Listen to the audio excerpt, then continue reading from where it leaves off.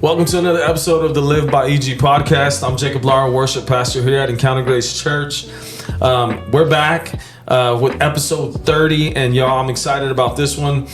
Coming back again, he's been with us a few times already. I'm talking about Dan Olsen. Say what's up to everybody, Dan. What's up? Yeah, he said it. And he showed up in his motorcycle. You looked all like cool, like you were ready to just, I don't know. You had the American spirit all over you. You had the leather jacket and no, you didn't have a leather jacket. Did you have a leather jacket? Oh yeah, you did. Yeah. And his motorcycle, and you're telling me all the stories about Washington, riding in the winds of Washington. You said it was no different than West Texas. It's no different. It's wind is wind. The only difference is in West Washington, you might get rained on. Well, yeah.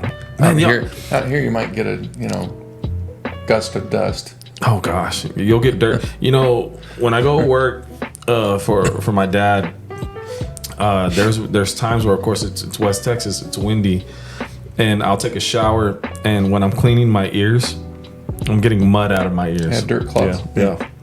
I'm like, just another old dusty day in Lubbock and all the West Texas area. So I heard all you have to do is just relax and let it dry out, and then slap yourself a couple times, and it's clean. Knock the dust out. You can do that. Yeah. You can do that. I choose not to, though. But but that's one way you can do it. Yeah, it's like watching your dog run away for 3 days. You can see that here in West Texas. I believe that West Texas is the reason why we have flat earthers in the world. No, I'm just kidding. Lubbock, you can see things for miles and miles. Whenever I'm working for my dad and we're looking for a well, I'm amazed because he like, when he tries to tell me where things are at, like, he was like, okay, you go down this country road about 2 miles, and then you'll turn east. And when I first started working for my dad in this part of his business, I had to learn my directions because I was not familiar with north. I knew what north, east, west, and south was, but I didn't navigate through that. I just went, hey, tell me to go down I-27, or tell me to go Now I can tell people, like, head east or head, and some people are familiar with that. It's 50-50 for me, though. There's people that will look at me like, can you just tell me how to get there without the east and west thing? And I'm like, I can't no more. Like, it's engraved in my brain. But yeah, it's part of our genes. Yeah. Yep. I mean, we should return back to how we used to be, right? Like navigating through the stars. And hey, that's a good segue for what we're about to talk about anyways. It's if you just pay attention, you can tell what season it is. Yeah. From the position of the sun. Mm-hmm. And the sun rises actually in the west. Okay. You didn't just buy that, did you? No, it always rises in the east. Okay. I'm thinking to myself, wait a minute, does it? I know that it sets here in West Texas on the west. But I'm like, okay, is there a trick here? When we went to Florida, the first time I went to Florida, we went to Orlando, but specifically St. Petersburg. And on the beach, you could see it. I called my dad when we got there and we were on the beach, and I told him, I said, Dad, I've lost my sense of direction. I don't know where north, south, east, and west is anymore. I told him, here's why. Because we were technically, when you're in Orlando, you're still facing the Gulf, correct? You're still facing the Gulf of Mexico. Orlando is on the Gulf side of Florida. Okay, the west side. Yeah, the west side. And so I told my dad, I said, I'm facing this ocean. I said, and in my brain, I'm putting myself back in Lubbock, and I feel like I'm facing the other direction. I'm facing east. I said, but I'm facing west. And I told my dad, I was like, my brain just can't understand why I feel that way. I can't. And Brittany, my wife, she was just like telling me, she was like, stop, it's okay, just enjoy it. And I'm like, no, my brain still can't wrap around the fact that I can't find north, south, east, and west. I know what the car's telling me, but it doesn't make sense to my brain. So yeah, it was an interesting thing. But talking about stars for a second, people like, we used to navigate through the stars. There's something called astrology. I don't know if you're familiar with astrology, but a lot of people believe that stars. If I can remember this correctly, it's like astrology, and I'll actually read it off the deal. It's a system that suggests that the positions of celestial bodies, aka the stars, at the time of one's birth influence their personality and life events. So it's basically a form of New Age religion, right? Yeah, it's that's like one little widget. Right. And there's a lot of people that absolutely believe that. So I've had my chart done. Oh, really? Many years ago. Oh, by any chance, do you remember what you were? I know what month and what I can't remember what zodiac sign is. Yeah, your zodiac and all that. So it's the application of basically saying, hey, you know what? It's like at this time, that time when you were born, on this date, there was like a quarter moon and whatever astrological signs and the stars were all lined up and whatnot, and there's a lot of people that buy into that. That's a lot like soothsaying. Okay.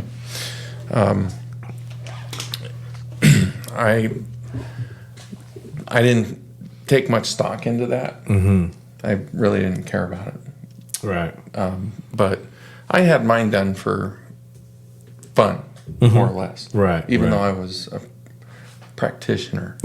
Okay. I like that. You were a practitioner. So I had mine done, and the gal that did it couldn't figure it out. She was like befuddled that all these lines that come out and triangulate and cross and point, intersect, were all grouped like about the majority of them were like grouped in this one section, and she didn't understand it. So, well, I've never really looked into everything astrology or things like that. But you did mention that it's a small widget, if you will, of New Age religion. And we were talking earlier, and you mentioned that you yourself were into certain parts of New Age religion. You want to get into that a little bit? Yeah. Let's talk about it. I was into stones. I was into sound bowls. By stones, or do you talk about like crystals and stuff like that? Okay. Rocks. Okay. Sound bowls for meditation. Sound bowls? Yeah, they're the good ones are made out of iron. Okay. And you basically have a baton that you run around like your finger on a wine glass. Yeah. And it starts to vibrate. Yeah. Okay. It does that. I got you. And it vibrates, and it's supposed to help you meditate and all this stuff. Okay. Saging. Okay. Salt. Salt in the corners of your home. Salt on your windowsill. Got you. A little bit of superstition there. Yeah, a little bit of superstition. I was more because I didn't really have any guidance growing up. I mean, I really didn't. In fact, I fall into that percentage of the population because of my childhood that, according to the the real witchcraft in this world is psychology. Right there. According to them, statistically, I should be some kind of criminal. Really? For ex-convict, you name it. Druggie, addict, you name it. Did you do like a study or something? Is that why they... That's actually the statistics that I found out. And I heard about it too. So, really? Yeah. You know, moving all the time, raised by my mother, no father figure. Okay, right? so like all of the factors of your life make can bring to their assumption that you could be some kind of... Right. I don't know. And statistically, the studies that they did with convicts and junkies, addicts, I fall right into that category. I mean, I'm in a nice little box with it. So tell me this: when it comes to New Age religion in your life, what drew you to those things? You know, and well, let's start there. What drew you to those things? Probably the biggest thing that drew me to it was I grew up very independent. Okay. I didn't really care for people telling me what to do either. Right. Which was another one of those factors. You know, I should have been a convict or something. But you know. Oh dang! If that's the case. So, well, it's the discipline, right? Right. And even to this, until my deathbed, I will tell anybody that the Marine Corps saved my life. Wow. It gave me the structure and the discipline. Okay. That's good to know. That's interesting. Yeah. And you know, it probably would have. I probably would have fallen off the edge if I went to the Army or the Navy. Sorry, Army or Navy people out there. Okay. Oh, come on, just do a disclaimer. This is a disclaimer for y'all.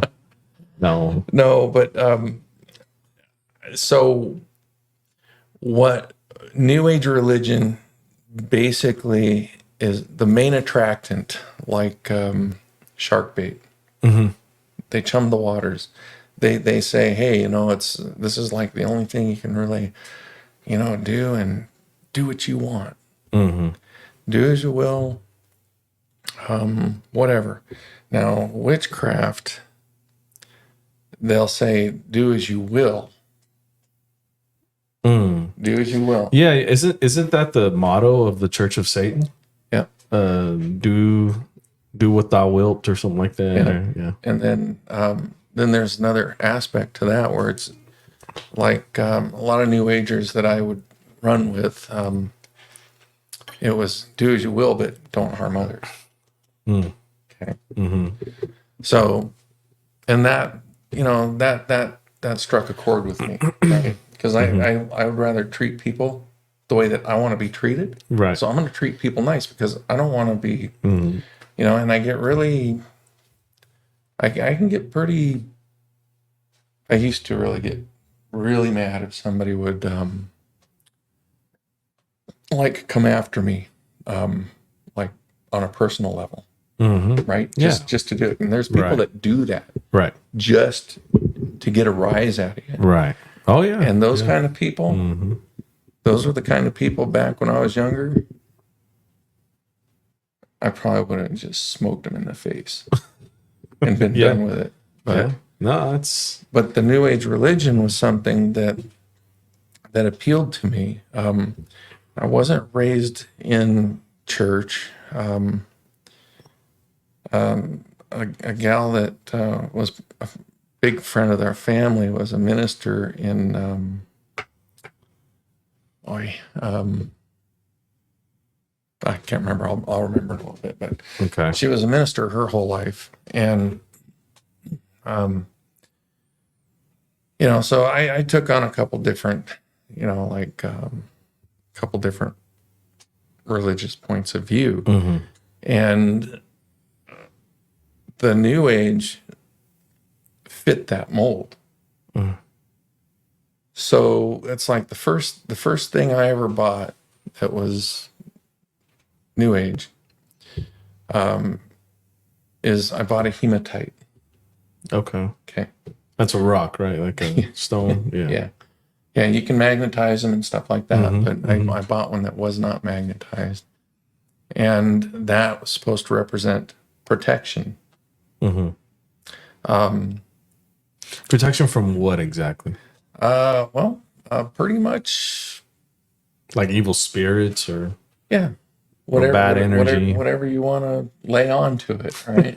It's just. It's like, I mean, I'm. These are you will serious protect me questions. Like from. I've never done research into that, so that's why I'm asking. So the thing is you meditate over these and you just go, okay, so it's general protection, right? And then I used to carry one in my pocket, and I had a clear crystal, a small one about this big with a little conjoined twin type thing on it, and that was when I was starting out my business career. So actually, that was back in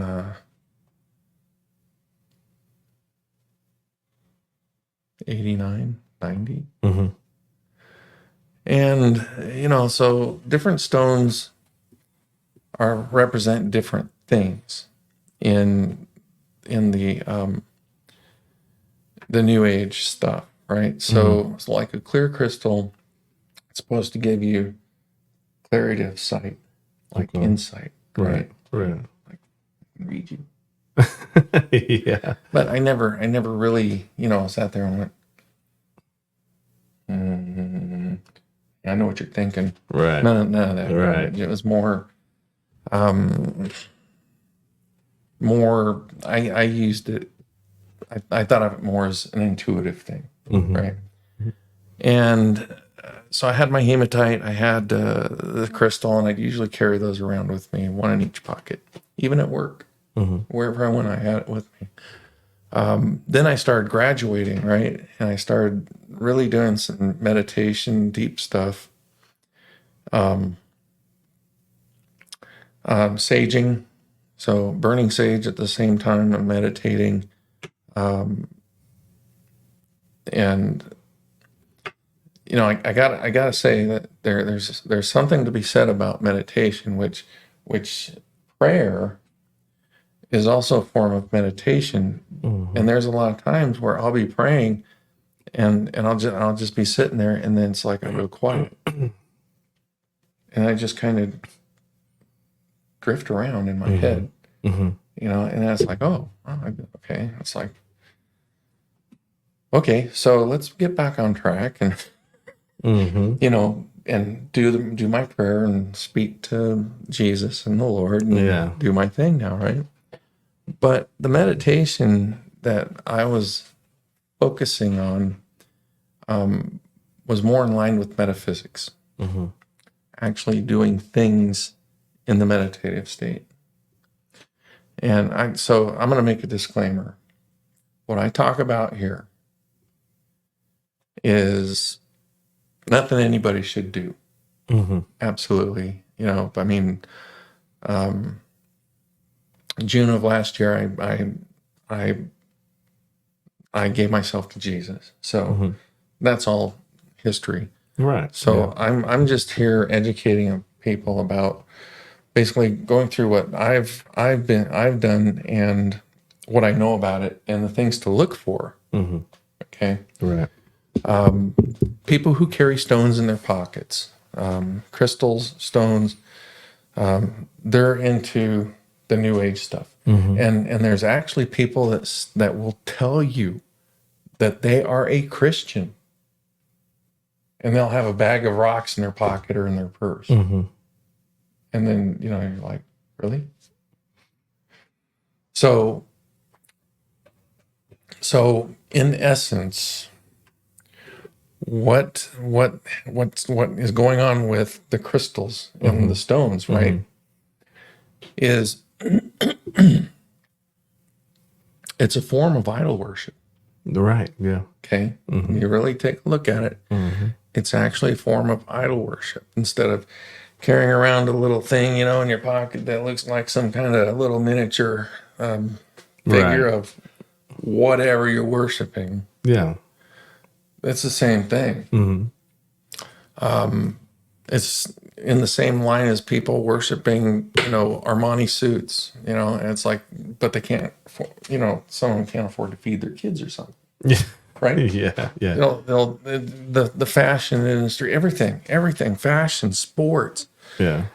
it's all in a box of idol worship, and the rocks and the crystals are no different. Mm-hmm. But it's so innocuous when it's presented. It's like, hey, you know what? It's like, it's so innocuous Right. that it's easy for people to fall into the New Age religion until they run into somebody like me who can sit there and say, no, that is this, and that is this. And what New Age religion is it's designed to take the glory from God. Okay. I have in meditative state in the past have actually done some things. Nothing bad. And I've had those things confirmed by people at the other end of what I was doing. Astral projection. Yeah, I've heard of that.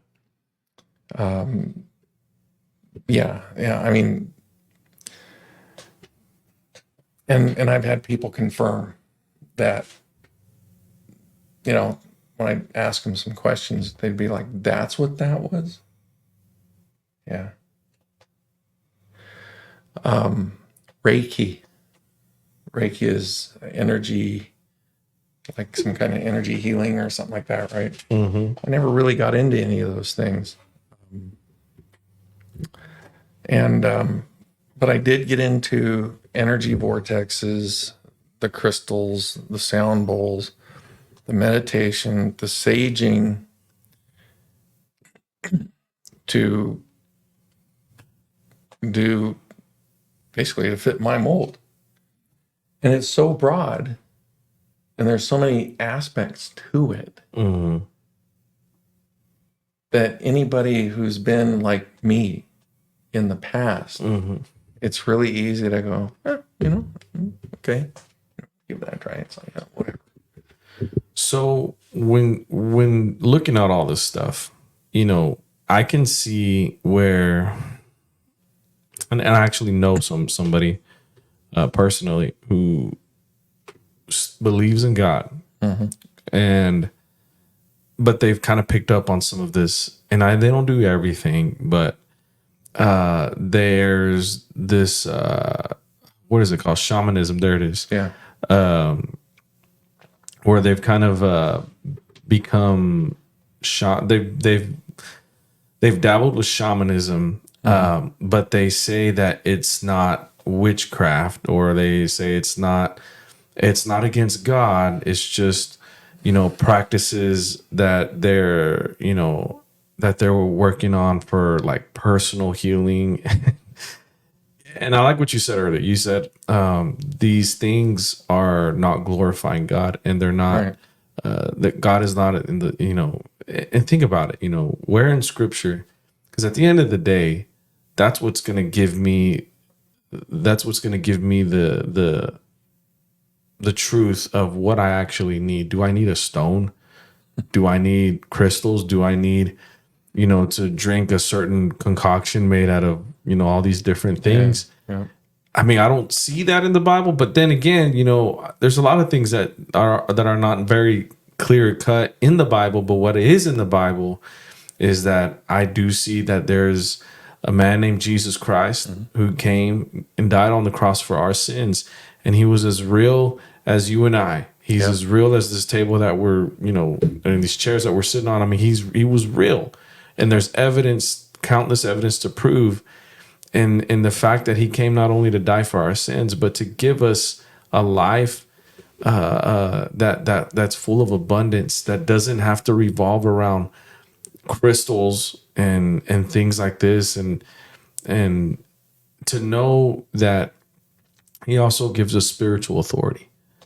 Because I don't, I don't know if you've noticed this lately, but there's this new wave of supernatural enthusiasts where, people are into the haunted, and the quote unquote ghosts. You and I both know that those aren't ghosts, Yeah. but there's this new, and it's been around, don't get me wrong, but I feel like it's becoming more and more relevant.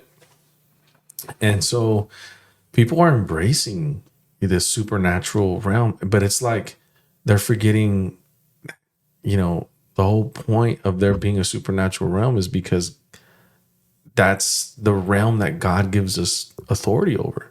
He's spirit, and but I don't know, I see how new age religion seems attractive, even to the younger generation. And in my opinion, now you can tell me if I'm wrong here, but new age religion I think looks attractive because it looks like it's got all the good, the healing and good energy and da da da da, and there's no accountability. Is that right? Yeah. And going back to taking the glory from God. Yeah. Okay, so what a lot of the practitioners do that make money on this. Mm-hmm. Okay. So what I was doing in meditation, I've had people tell me that I was really powerful. Mm-hmm. I'm like, throw the salt over the shoulder, whatever. Grain of salt, like big deal. Yeah. I'm like, okay, whatever. But what New Age religion does is you're worshiping a rock to to heal you, to give you clarity of sight. What's that called? When you ask the Lord, clarity of discernment. Oh, okay, I got you. And the wisdom to understand that discernment. Right. Well, that's all rocks in New Age stuff. Now, I'm sure that in satanic world, it's their good old buddy, Mr. Rotten himself, that they think that comes from. Right. So what happens is we were all born with something given to us by God. And I'm not talking about just a heartbeat, 5 fingers on each hand, whatever. We've all been given a gift. And if you discover that while you're in the New Age thing, what that does is it makes you think that that's all you and not the Lord's work. Yeah. And that's like 100 degrees of separation. Oh, absolutely. Yeah. And that's also ego. Okay. And you're not giving the Lord the glory for whatever gift you were given, or gifts. Could be multiple. It could be none. But everybody, I believe, was born with something that God said, hey, you're going to be like a supreme architect in the world, because I'm giving you the brain for it. Okay. Now, for years I'd sit there and tell people, yeah, I'm a metaphysical practitioner, and I've done this and this and this. I even bragged about it. And I know the difference now.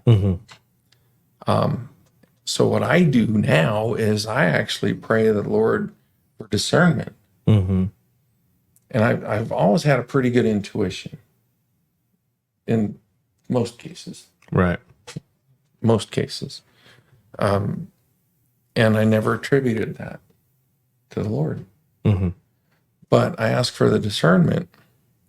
And when I started praying after giving myself to Jesus, and I started praying for discernment and the wisdom to understand that,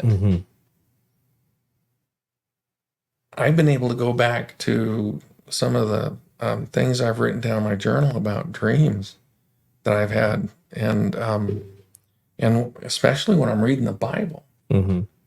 There's been a couple times where I'm like, reading it, it's like, oh, it was like the wake up bell just rung in my head, and it's like, I know exactly what that means. Mm-hmm. And that's happened a lot, Mm-hmm. reading the Bible. I'm on my second tour plus, because I literally prayed one morning, this is the difference between New Age trash Mm-hmm. and actually worshiping the Lord. I was praying, and I don't really remember the conversation. I was just talking, and then all of a sudden I said Ezekiel. Nothing in the discussion was. I wasn't even thinking about it. Mm-hmm. You know how you think, like, and then you say the words, right? Right. It's just like Ezekiel, and I'm like, Mm-hmm. wait a minute. I wasn't even thinking of that name or nothing related to it. Mm-hmm. So because I keep asking, where should I read Mm-hmm. in the book? And it was like a hammer, like Ezekiel. Mm-hmm. So now I'm on like the second tour through Ezekiel. This is the second time I'm reading through it. I'm almost done again. But I realized that like there's three distinct parts to Ezekiel. Mm-hmm. And then I'm reading the second time, and I'm sitting here going,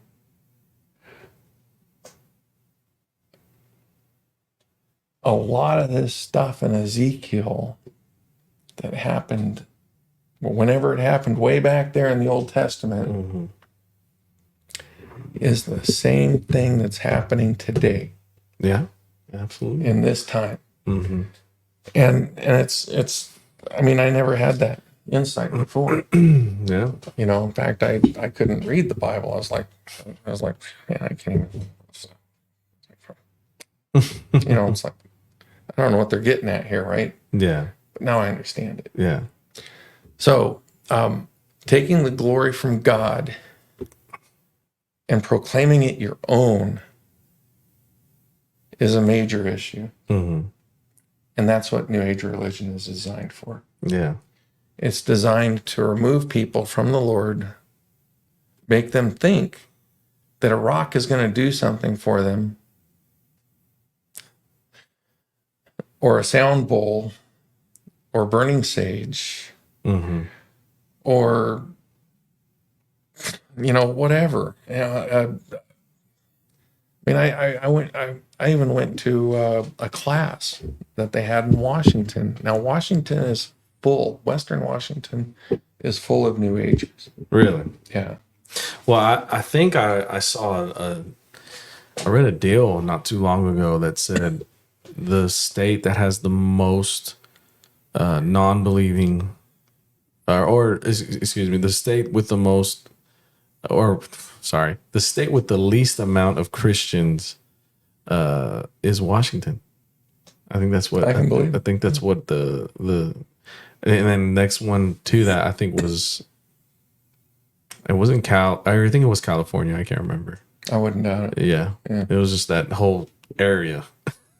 California was, California's been hippitized for Yeah. a long time. Right. And a lot of that hippie movement Mm-hmm. is what created some of this. New Age stuff. Right. And like Aleister Crowley, Mm-hmm. or Aleister Crowley, not Mick Crowley. Maybe he had a fish market. But Aleister Crowley, back at the turn of last century, like early last century, he was known as the world's most wicked man. Mm-hmm. And he's the one who started the New Age thing. Mm-hmm. And he was totally into worshiping Baal. Mm-hmm. And you may not know this, but Aleister Crowley was English. He moves here, establishes his cultism here, And then he goes to Hollywood. Mm-hmm. And they went, oh, fun. Yeah. Mm-hmm. And that's how Hollywood got where they're at. Yeah. With their stuff. You know, I follow this individual. His name's Richie the Barber. He dresses like a clown. Very very interesting appearance. But he's a full blown Christian. Mm-hmm. He loves the Lord, and he's not perfect. He's new to the faith, but his barber shop he's a well known barber. He has cut hair for all kinds of celebrities. His barber shop is somewhere in it's somewhere in California where a lot of these actors live. Mm-hmm. And so he's rubbed shoulders with a lot of celebrities, and he's got on his podcast, and he has a podcast, and he's talked about his experiences with going to these very high, how do you say this, these exclusive parties that these celebrities would invite him to. And a lot of it was cultish and in essence satanic. And you know, there he talks about, and I don't want to get into it because it gets a little bit, you know, gory, but the first part of it is that he goes to this party. It's in a warehouse, doesn't even look like a party house. And he said that he walks in, and there's just a lot of people with backpacks, and I can't even tell you what's in the backpacks because this is a Christian podcast. I keep it a certain way here, but but not good stuff.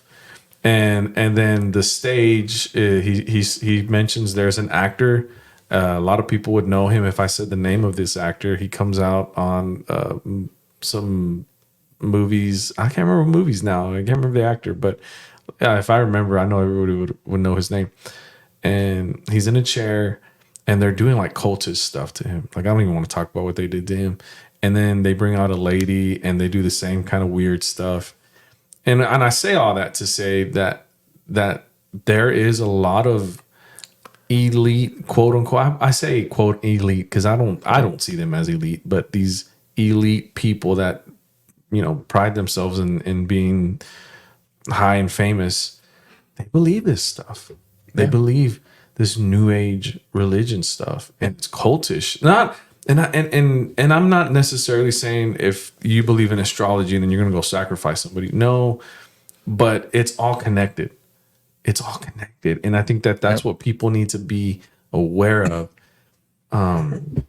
There's a movie, and I'm going to look it up while we're here. But there's a show. I think it's a Disney show. I'm trying to remember. I think it's called Descendants. Okay, that sounds familiar. Producer uses real. Let me see here. I want to make sure I don't put words into people's mouth here. So Disney's a whole nother ballgame. Disney's a whole. Just okay. I don't remember. I'm gonna have to go back and find this video. I think it was it was either Disney Descendants or let's see here. I can't remember. Let me see here.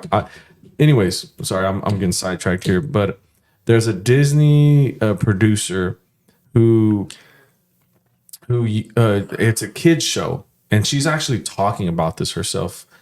And she produced one of these Disney shows for kids. And there's like, you know, good witches, bad witches, you know, all that stuff. Yeah. And she actually took real spells from a witchcraft book. Yep. From, I think it was Haitian witchcraft, or I don't even think she knew where she got it from, but she got it and she just changed little words here and there and syllables. Well, after this show had been out and the premiere and blah, blah, blah, I can't remember the whole story. But she gets approached by, I believe, like 2 or 3 of these witch doctors. And they asked to meet her, and they present themselves as witches. And they said, did you get those sayings from the show from our spell deals? And she was like, I did. And they told her, please be careful because you don't know what you had people saying on these shows. And it really it blew me away. And I thought, dude, these producers are reckless. Like they have no fear of God. And so anything goes, and people are trusting, and I don't want to sound like the crazy, religious person that just don't ever watch Disney. But honestly, be careful. Yeah. Like if my kid wants to watch a show that has witches and warlocks, I'm going to be like, you know what? Let's not, because I don't know who the producer is and who knows where they got some of these bibbity bobbities. Sorry, I hope that's not something, but you know what I mean? Yeah, sorry, Lord. Mary Poppins, you're covering us right now. I renounce whatever I just said. I don't know about that specific phrase, but but you see you get my point, right? Like I would rather my parent. I grew up so I grew up really. My parents were really strict. We didn't celebrate. I know your dad. Yeah. We didn't celebrate Christmas. Yeah, you know my dad. We didn't celebrate Christmas. Of course, Halloween was out of the question. I mean, Thanksgiving was the one, and we didn't have a Christmas tree till probably I was about like 6 or 7 years old. But my parents were very strict because they didn't want us to watch like Disney movies, and they just really, wanted to keep us from all that. And I get it now. And honestly, I'm grateful for them, even though, they kind of let up and they let us do like the Christmas thing, and still Halloween was still out of the question, but because we were taught, that's satanic. Right. But anyways, all that aside, I'm grateful that they were like that, because now as a parent, hearing stuff like this, like, these Disney producers are just, hey, I'm just gonna go get, spells from man. Yeah. And they have no idea. I mean, they could actually get it exactly right. Right. Yeah. And something horrible goes down. So this, remember I was saying that New Age was pretty innocuous, very appealing, right? Right. To those who see, because I've always believed that there was a God, okay? And I thought that the New Age thing would put me closer to him. Because for one thing, I understood a long time ago that just because a church is a church does not mean it's the right church. Right. That there's good churches, and then there's churches that are in the spirit of religion. Yeah. Okay. Absolutely. Yeah. So it's like an attractant, right? There's so many different things about it that somebody can literally just go, you know what, well, you know what, this looks pretty cool. It's like I can do this. Yeah, it's something I could hang with, right? Yeah. And then what happens is you start accumulating other aspects. Okay. I mean, I even went to a class in the Seattle area with a lady friend of mine several years ago. And it was literally taking a string, you're face to face with somebody, you talk for a little bit, and you take the string and you literally hold the one end and you let it land on the floor. And you know how it just kind of piles up and makes curlies and then you read it.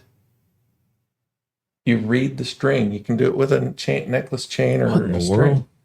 I've never heard of that. And that's crazy. Well, I thought, well, that's kind of new, because my girlfriend at the time, was like lady friend. We're gonna edit that out. No, back then. Daddy might go, girlfriend. Yeah. So, might want to edit that.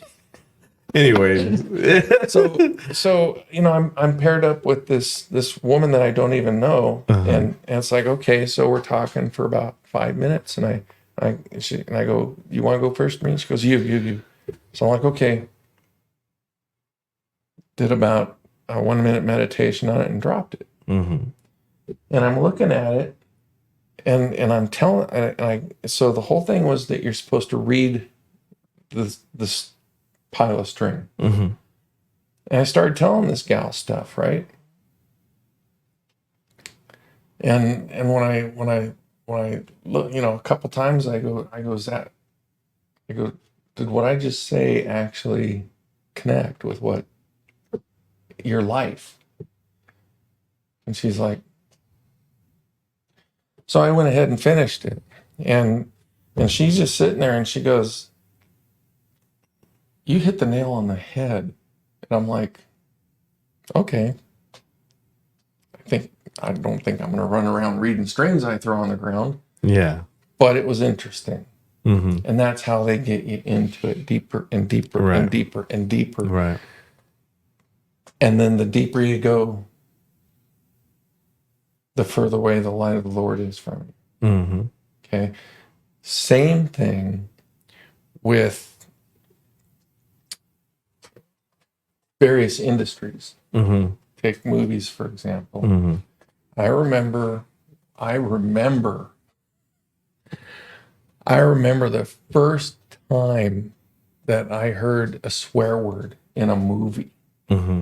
And I was like, you're like, what? wait a minute. Yeah, I'm like, what? And it was the F word, right? And I'm like, whoa. Remember, it's all innocuous. Mm-hmm.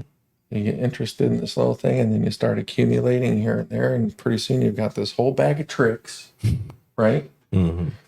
As a new ager, I can do things with my brain and all this stuff. Who needs God? Mm. Because it's taking the glory of God, and you're literally being told, that's all you. Mm-hmm. Good job. Yeah. When it's not. Right. So movies, the entertainment industry, they introduce a curse word. Okay, well, nobody really griped about the F word probably back 30, 40 years ago. Mm-hmm. And then, then a couple more movies come out and they're like the F word. Now, and if you think back, you never saw homosexual stuff in a movie. Right. Or TV show ever. Right. Ever. It was taboo. Yeah. Yeah. And then how'd they introduce that? Well, the first time that I can recall was two women kissed each other, like a peck, like, oh, hey. And it's like nobody went, oh my God, what was that? Right? And complained.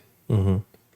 Oh, okay. So that gave the perpetrators more territory and more traction to add more. So it stacks up over time. Mm-hmm. Now, literally, you cannot see a TV movie Or commercial, or a television series where they're not swearing. I mean, I can sit through anything, watch and just sit there and do a brain dump at the end of the night, right? But if you really pay attention, there are literally movies out there where at least one character is a curse word almost every second, third, or fourth word. Mm-hmm. I mean, it's prolific. Yeah. And then the homosexual acts started with like a little peck. Yeah. And then it was like a hug. And then, like kind of like, type thing. It's like, oh, that feels so good type. Right. And then, and now it's graduated to them showing two guys in bed. Yeah. Or two women in bed. Yeah. And it's like, this is what our kids are exposed to. But let me take you back. Before all that. I think what happened was first we made it because it was even taboo. Like I don't remember personally because I didn't grow up in this era. But I remember my mom, my dad would watch like I Love Lucy. Yeah, and they didn't even sleep in the same bed on that show. Yeah, like it that was taboo to have even a heterosexual relationship shown too much.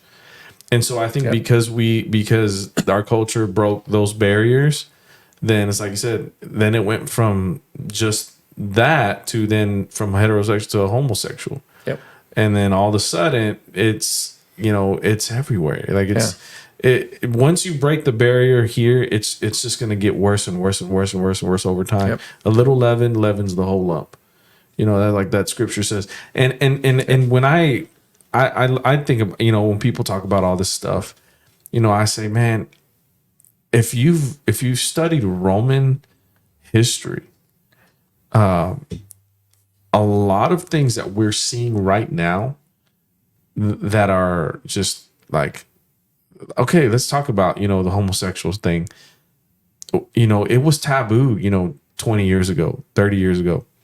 But in Roman history and culture, it was all over the place. Yeah. Not only was that all over the place, but even pedophilia.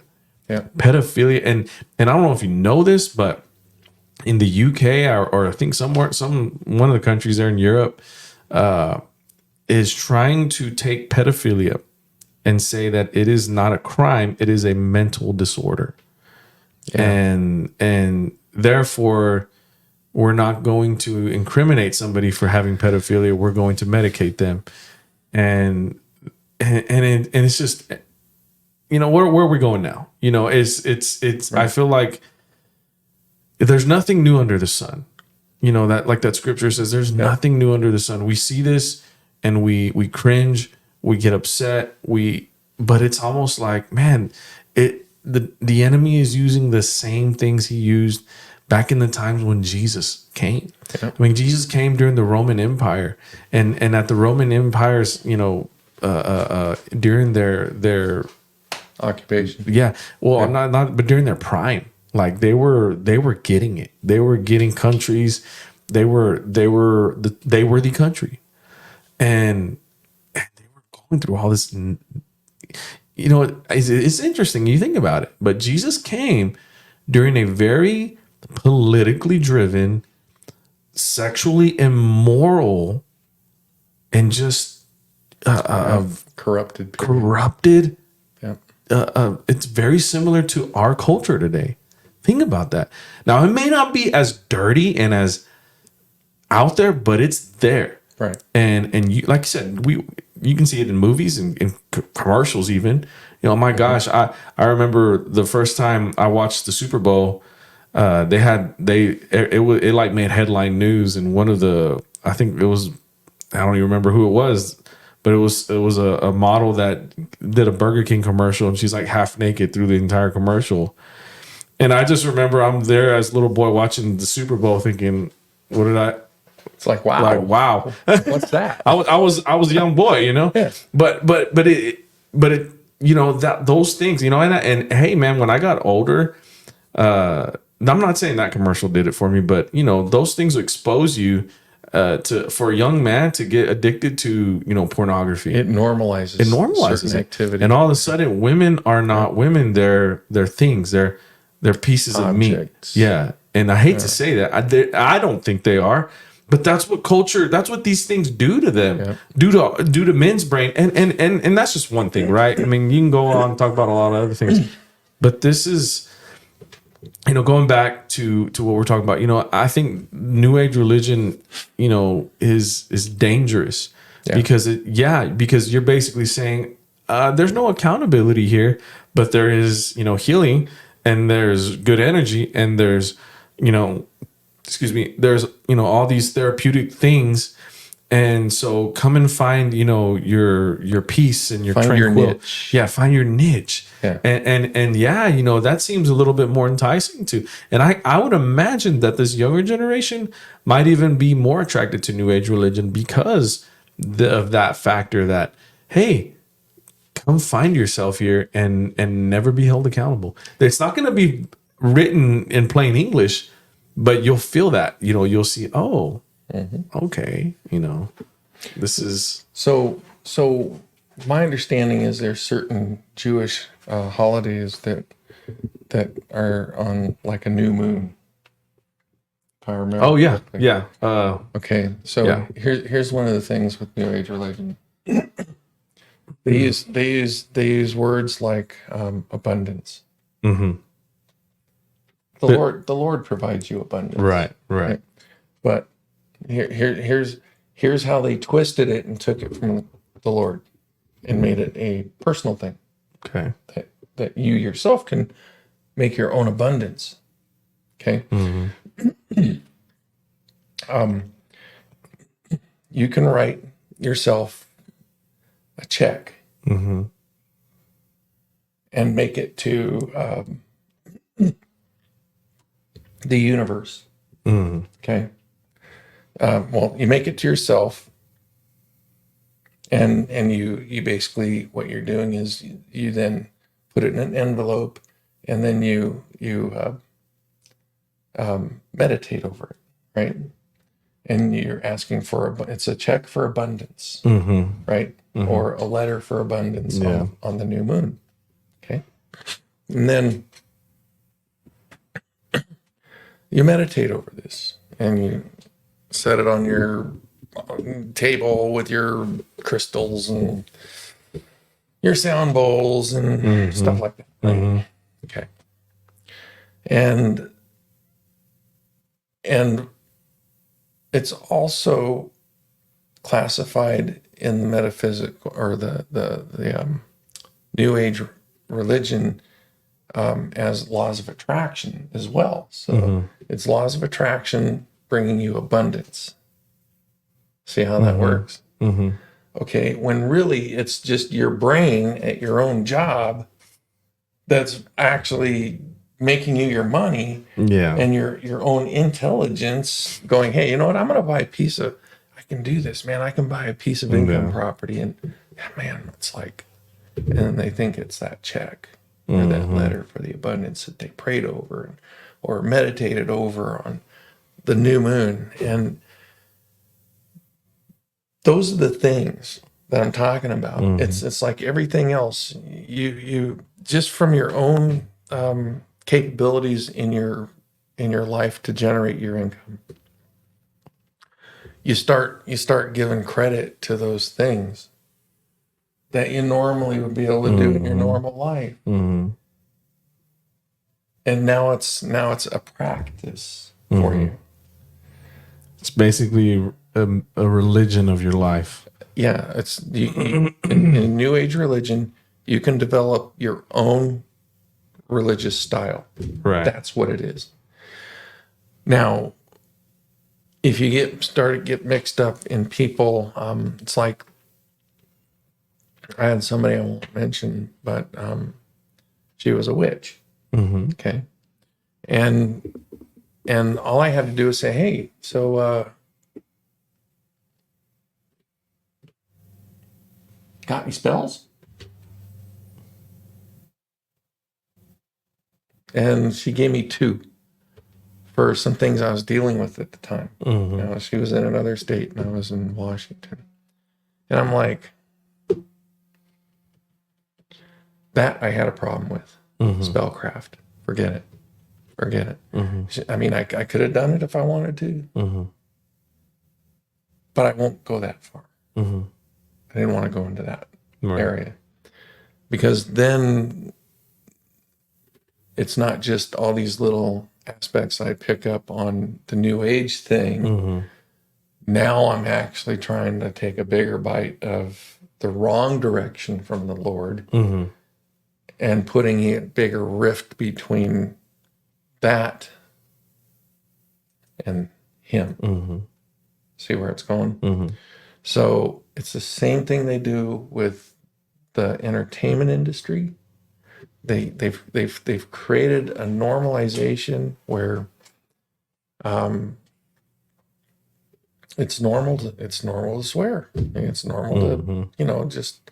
And I tell you what, man, there was a day I've been accused of being very inventive and colorful in my language. Yeah. And today, that's still something that I fight with. I still once in a while I'll slip. And sometimes, man, it depends on my day. Right. I'll crack a few choice words out, and then I'm like, forgive me, it's like, I repent. Yeah, there's Lord. conviction. There's conviction. Yeah. Difference. Yeah. So, Now, here's something too: is I've always had dreams, Mm-hmm. and when I was a younger man, I had a lot of deja vu. Mm-hmm. Okay, and I do believe that helped me in my job when I was a state officer. Mm-hmm. I wouldn't remember the end result, but I would have a dream of being at work. Mm-hmm. And I can't tell you how many times over 5 years I lasted 5 years, and I had to quit because I couldn't take the politics. Mm-hmm. So I don't know how many times that, because my partner would be on one area of the campus and I'd be over here, and I'd see something going on, and I'd radio my partner, I'm going to be making contact over here.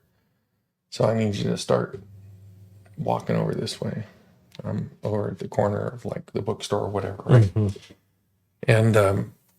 And I'd get up, and I'd be either walking up to make the contact, or Mm-hmm. I'd be just starting the contact, and I'd go, oh, wait a minute. And I'd stay back. Mm-hmm. And a little bit further than normal, instead of like this close, Mm-hmm. I'd stand back, like back over here, Mm-hmm. a couple feet back.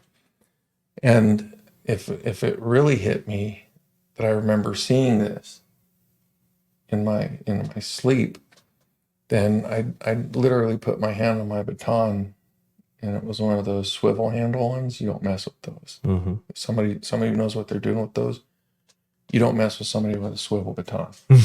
You just don't do it. And I'd stand back and I go, hey, what's going on? And then my partner would radio, and I'd say ETA, and he's like, I'm about 30 seconds. He goes, I see you right there. Okay. And I go, good. Well, I would back off from the contact, and I'd tell my partner to do the field interview, which meant identification information. And then I'd be watching the person. And then sometimes I'd walk around to the side, kind of like. But there were a lot of times when that would happen. And there was a lot of other things that happened too. Now, I'm not attributing this to the New Age stuff. I've always had this. And it happened to be when I was in the New Age thing. So I thought it's the New Age thing that I got, right? When I don't know what it really is. It could be a gift. I don't know. I'm not saying anything or declaring anything, but Yeah. there was one of my best bosses that I ever had. While I worked at Boeing, he died of a heart attack, right on his sofa, right in front of his wife. And the political monster, nobody in our group was given like the information on the funeral, so none of his team could attend. And that was the one senior manager, his nemesis, and she was a wicked woman. And so I found out about this, and I'm like, what? Of all the people that I've worked with, that's one guy's funeral I would have went to. So long story short, right? I literally couldn't find. I had a dream. I had a dream, and it was Jeff, that manager, and he was standing there in front of me wearing his typical black suit. He always wore a black suit, black tie, white shirt, and I'm standing there. I face to face, and I walk up to him, and he's like, and he just goes like this, and he had this, like, don't look at me, look behind you, right? So I turn around, and I see this woman standing there, and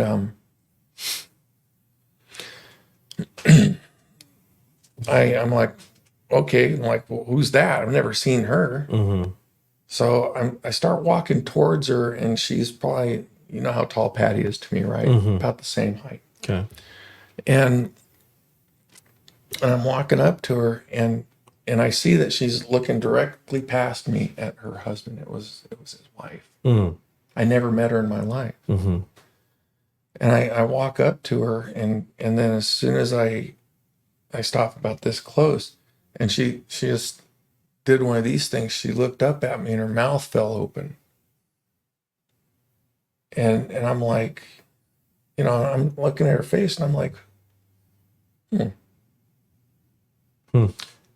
Then I was compelled. I'm like, I don't know what that was. So I wrote it down, right? I journaled that dream, and I had this overwhelming, probably about a week later, I started getting this overwhelming,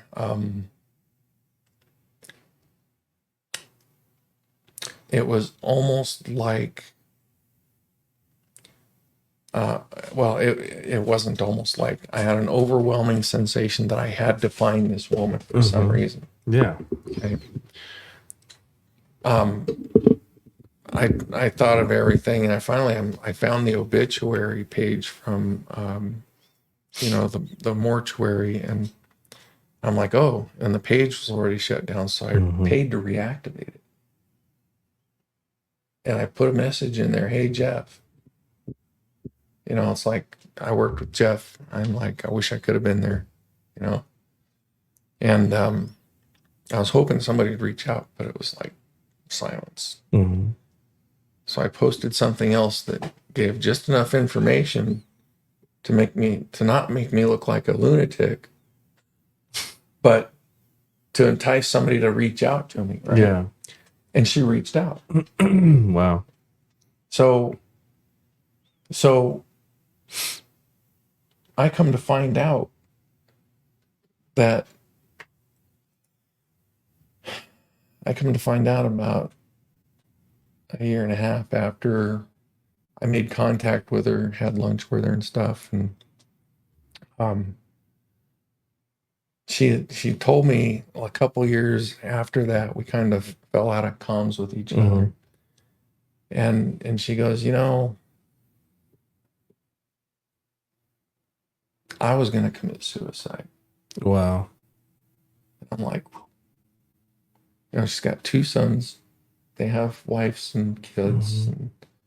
And I'm like, I didn't know that. Well, I'm glad you didn't. Yeah. And she goes, yeah, I was actually, she goes, when you first reached out to me, and because she would, when I told her a couple more things on email, she went dark on me. I'm like, oh, okay, said too much. Well, then I go, so, I hope you're going to be okay. Mm-hmm. If you want to talk, my number. Boom, done. She came back to me, and we started, we became friends, and she literally just told me, she goes, you basically kept me from killing myself.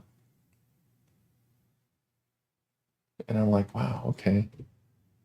So I know what people say. You dream about a person who's deceased, or you see somebody, family member that's deceased. I know what people say. Oh, you're a necromancer. Yeah. Right? You're a necromancer. Yeah. You can talk to the dead. You're a medium or something like that. It's like, no, I never thought of that. Never thought of that. And they'll tell you that that's like a witchcraft and an evil art. If you've read, in Genesis, Joseph, his gift was dreams, and not just to have them, but to interpret them. And I think that's, it's very possible, very likely that, according to, what you just said, you have this gift, that God has given you.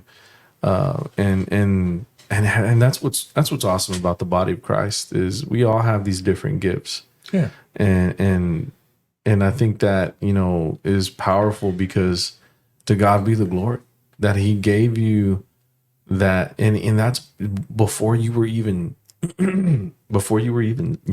committed to Christ. Oh, it was before you were born too. Yeah. Well, there you go. See, that was It was years and knitted years. into you. Yeah.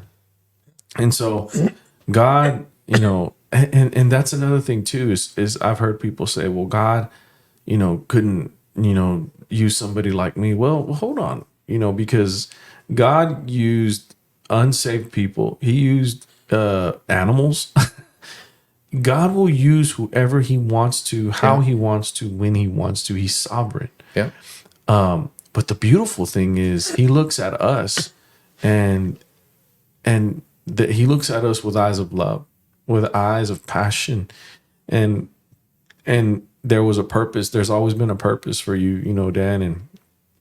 And who's to say part of it is, this beautiful gift. Anytime, and if you read about Joseph, never once did he ever approach people and say, this is my gift.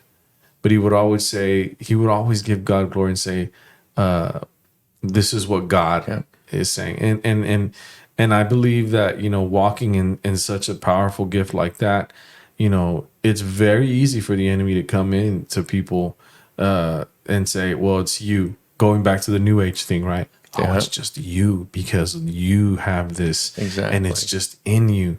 And no, it's all you. Exactly. It's all you. And how easy is it for the enemy to corrupt such a beautiful gift? Yeah.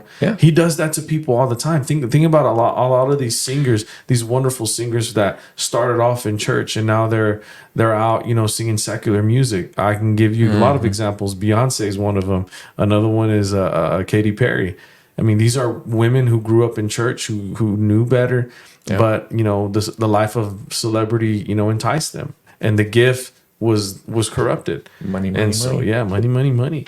But that's awesome. I love that story. That's powerful because it's just it reminds me that God will work however he can, whenever he can, and through whoever he can.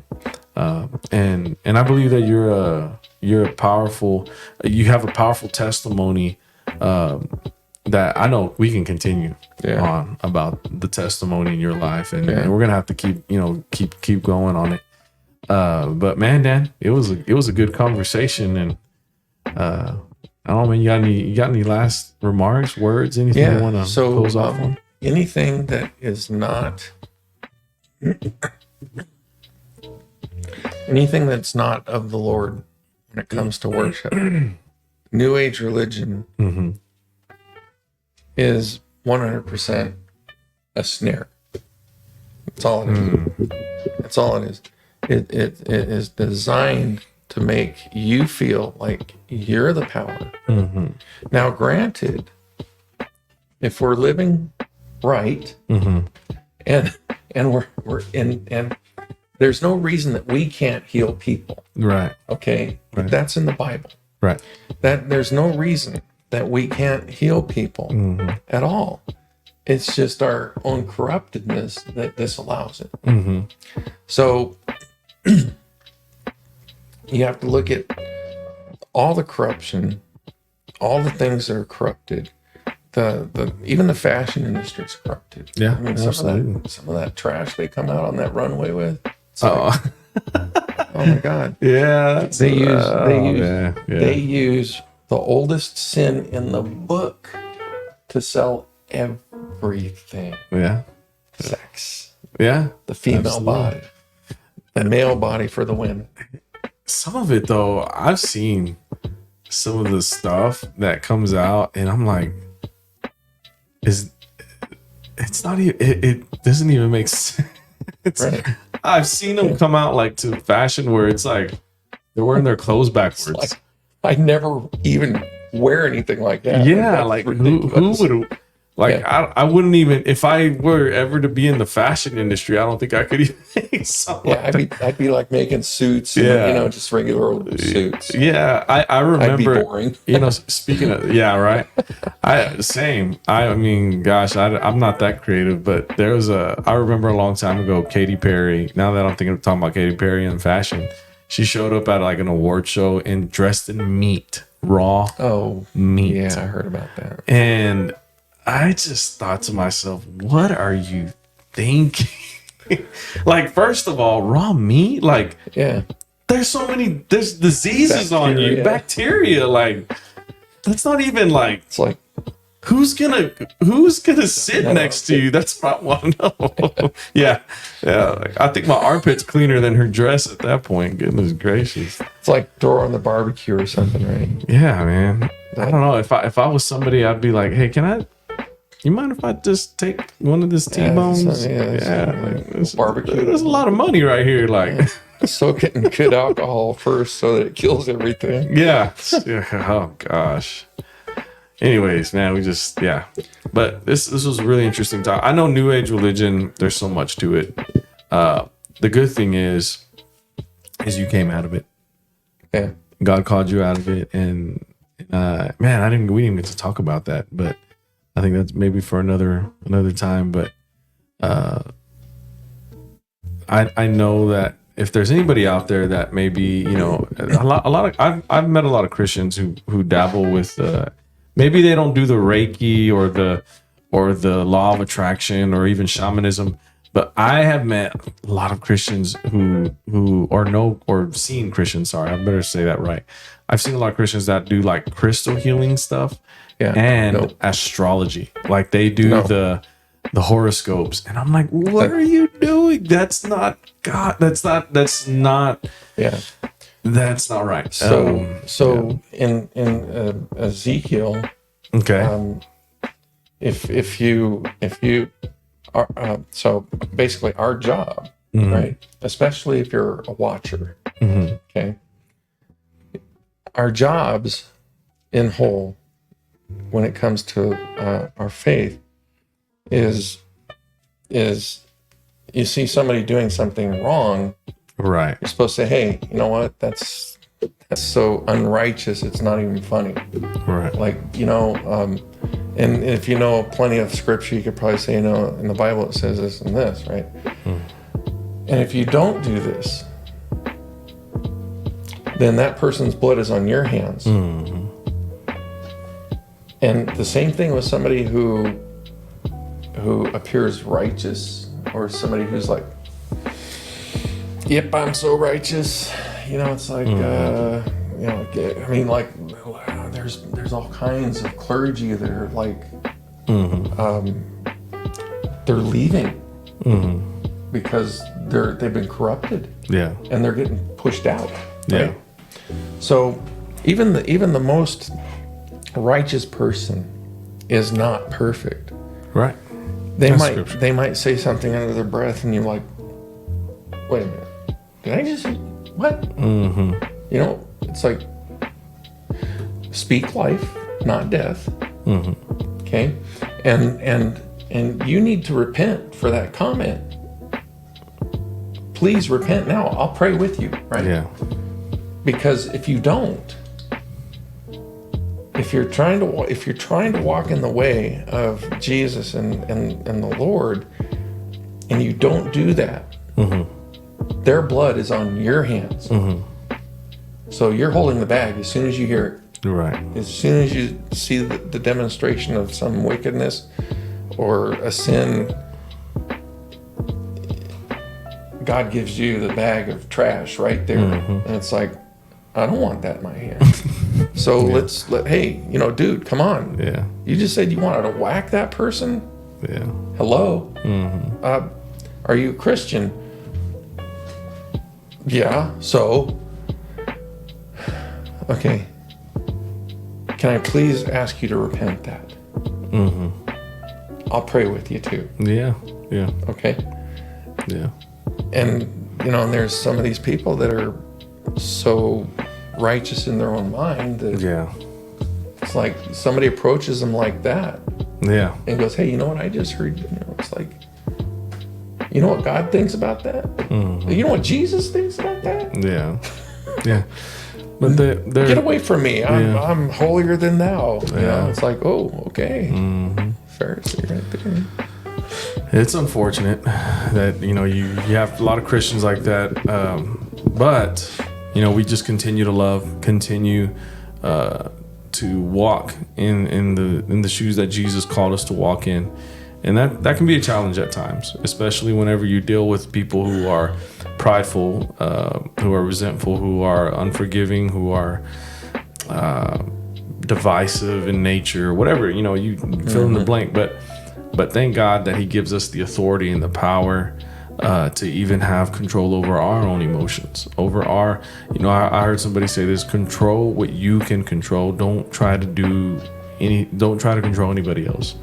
And when you can, then that's when you can realize that, it's okay if, this person doesn't do it right or that person doesn't do it right, and focus on what God has called you to do, and go and love, people. And so praise God, amen, that we can, continue to walk in that and help people, whether they're saved or not, because even saved people still need, we still need Jesus every day, and we need Jesus just as much as the unsaved person every day. It's a daily thing. And you could see something at a grocery store that some adults doing, and they might be talking really nasty to their kid.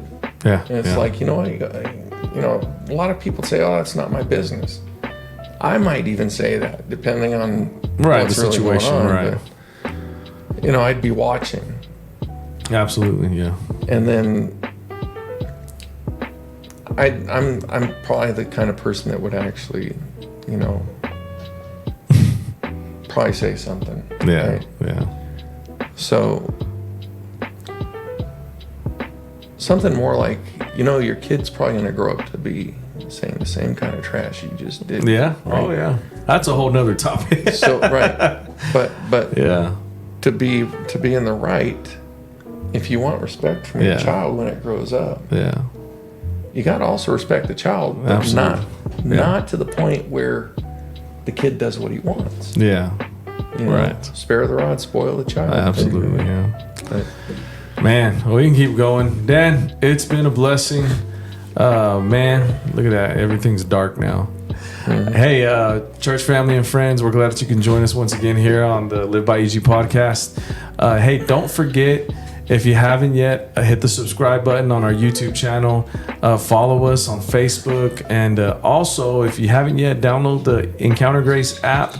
And you can find all these episodes here on the app as well. So we love you. And Dan, good to have you again. We got to do this again. We got to keep it going, man. We got some good stuff that we talk about every time we get together. Church family and friends, don't forget to live, love, and lead by example. We love you. God bless. God bless you guys.